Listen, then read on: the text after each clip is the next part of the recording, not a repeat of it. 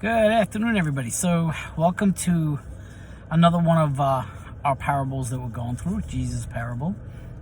This might be like the 7th or 8th one. I don't know. I gotta go back in my videos and look. I gotta keep track of them so I won't repeat myself. So, this parable is a parable spoken, and then Jesus gives his disciples an explanation of the parable. It's the parable of the wheat and the tares. But I did some writing on this maybe 3 or 4 years ago when I was going through the parables of Jesus Christ. And what I'm going to do is I'm going to read the parable. It's a lot of verses, but I'll go through it quickly. Then I'm going to read what I wrote, which is not a lot.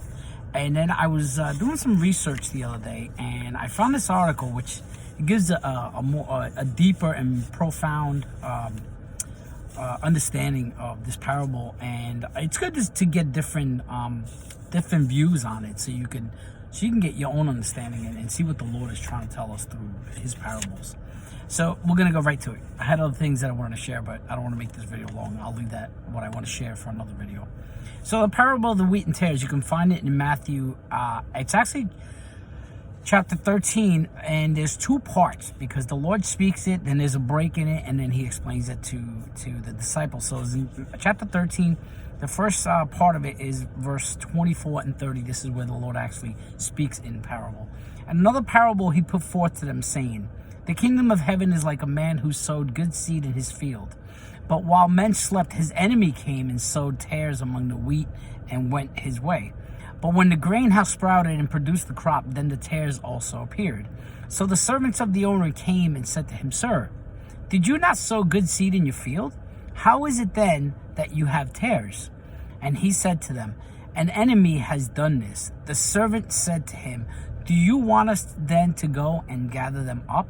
But he, being the owner, said, 'No, lest while you gather up the tares, you also uproot the wheat with them.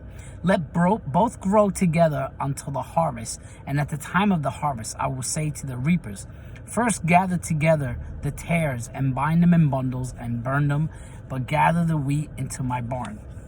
And then Jesus says in verse 34, it says, "All these things Jesus spoke to the multitude in parables, and without a parable he did not speak to them, that it might be fulfilled which was spoken by the prophet, saying, I will open my mouth in parables. I will utter things kept secret from the foundation of the world." So Jesus is revealing to us things that were kept secret from the foundation of the world. And I know that in one verse in Matthew, Jesus says to the disciples that what they are seeing and what he's teaching them, that the prophets would have loved to have seen the things that they saw and do the things that they did.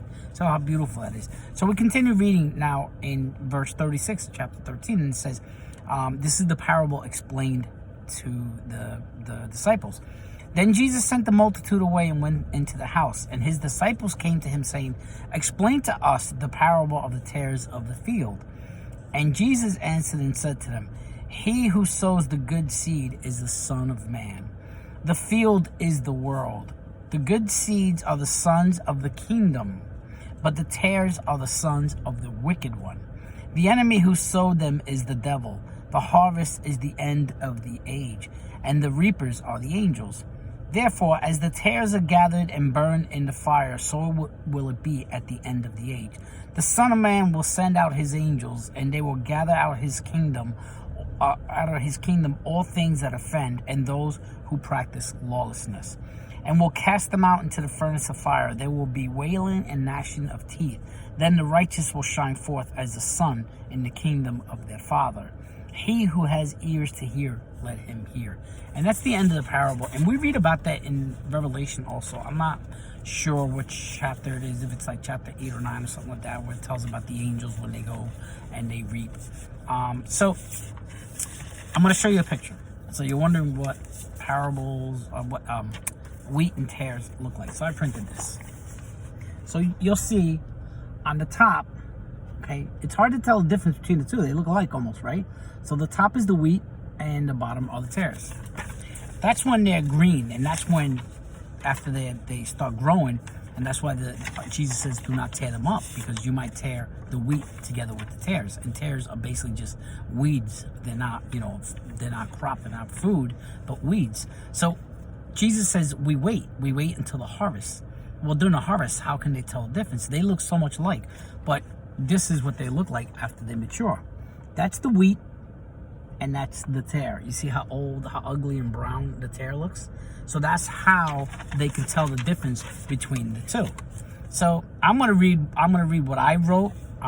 This had to be, it actually was in, I think, September of 2020. So I wrote, in this parable, Jesus explains how some tares will grow up together with the wheat. The two are very identical in appearance, as we just saw. And so in trying to pull up the tares, one might also uproot the wheat. When the harvest time comes, they will be more distinguishable, as we just saw. Then you could separate the two. Jesus is trying to tell us not to judge whether someone is a real member of the church, a real Christian. But in the harvest, Jesus will separate the tares and judge them accordingly. Jesus is sowing gospel seeds throughout the world and raising up Christians, believers, us. But at the same time, the enemy in the world is spreading counterfeit seed. And we see that going on in the world. How there's so much evil going on. How there's so much perversion. How the enemy tries to mimic what Jesus is doing, okay? And so it says, just like the tares and the wheat are hard to tell apart before maturity, one can also easily tell the difference between a real Christian and a counterfeit Christian. We as servants want to call out and pull out those tares, those false Christians. But it is not our job. It is the job of the harvesters, as Jesus tells us, who are the angels, to separate the genuine from the false. The servants, who are us, the servants should assist Jesus in planting seeds and ensuring that they grow to maturity. And my video that I posted, I want to say maybe Friday, it was about that email that I sent to my sister in the Lord, how the Lord blessed me with putting her on my path, and I'm helping her in maturity. Obviously, the best help she can get, as I said in the video, is from the Word of God itself and from the Holy Spirit. But as a new Christian, I'm able to help her in maturing and growing in the faith. And she's not the only one. I've had other people that I've helped. So anyway, so I found this article. It was from gotquestions.org. So to give them credit for it, I'm going to link the article here. Even though I'm going to read the whole thing, I'm going to try to fly through it.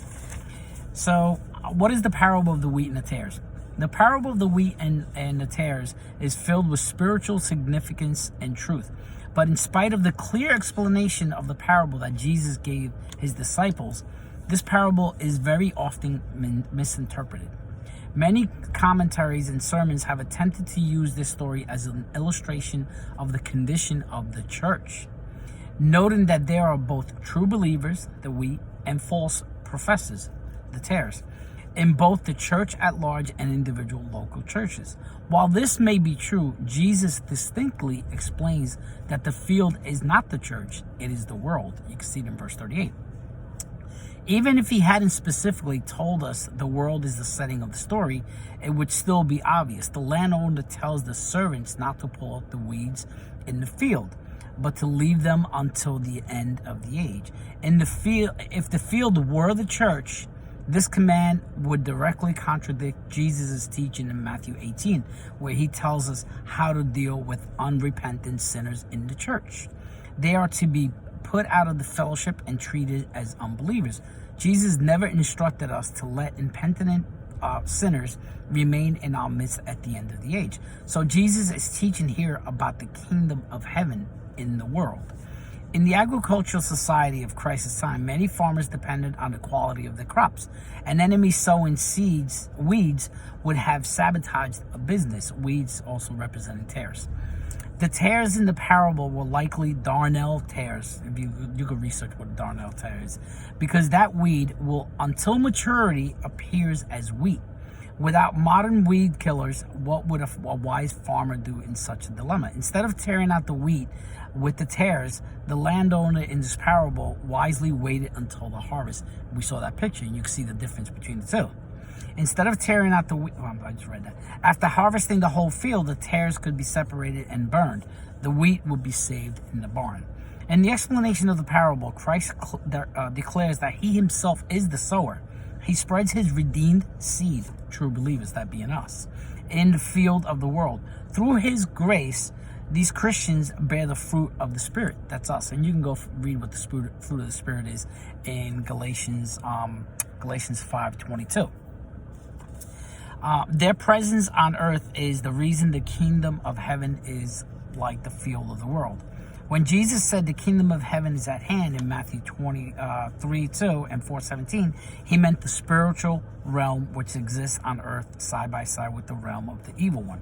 When the kingdom of heaven comes to its fruition, heaven will be a reality and there will be no weeds among the wheat.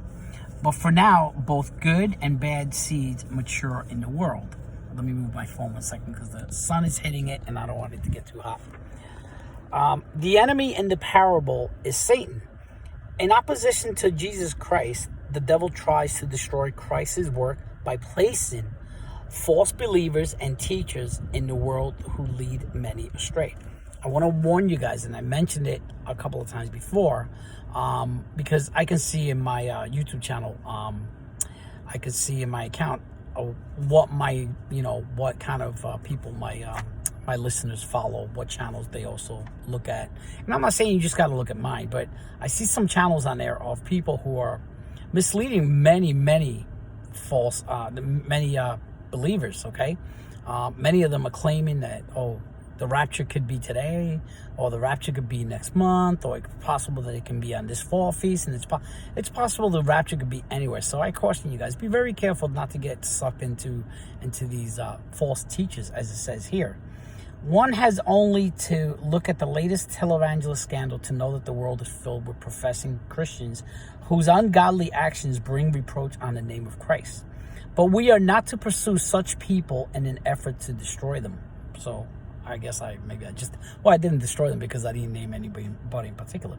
For one thing, we don't know if immature and innocent believers might be injured by our efforts. Further, one has only to look at the Spanish Inquisition, the Crusades, and the reign of Bloody Mary in England to see the results of men taking upon themselves the responsibility of separating true believers from false. Jesus tells us that we're not to do that, okay? The angels do that. The reapers do that, okay, at the end time. In addition, we are not to take it upon ourselves to uproot unbelievers because the difference between true and false believer isn't always so obvious. Tares, especially in the early stages of growth, resemble wheat, as we read. So anyway, this article just go on to share a little bit more, nothing different than what I already spoke about. So I'm going to share the link on here, and so you guys can go watch it if you want, or read it if you want. So anyway, that's the tares of the parable of the tares and the wheat, which it's pretty straightforward. But again, people can get confused on what it means. Always pray before you dive into the Word of God, and ask the Holy Spirit to lead you and guide you in truth, and to give you discernment and understanding of what you are reading. And I know that he'll give you whatever understanding it's for you at that time. So I hope you enjoyed this parable, and look forward to. I have 2 videos I want to post this week. One is going to be a little rough. I guess maybe a big backslap to some people, including myself. And then the other one's going to be one that's always been one of my favorite accounts in the Bible, because it teaches us on how we are to behave as Christians in one area. So anyway, hope you're looking for those videos, and if you haven't subscribed so you can hit the notification bell so you can get notified when I post those videos. God bless you, my friends, and I'll talk to you guys soon.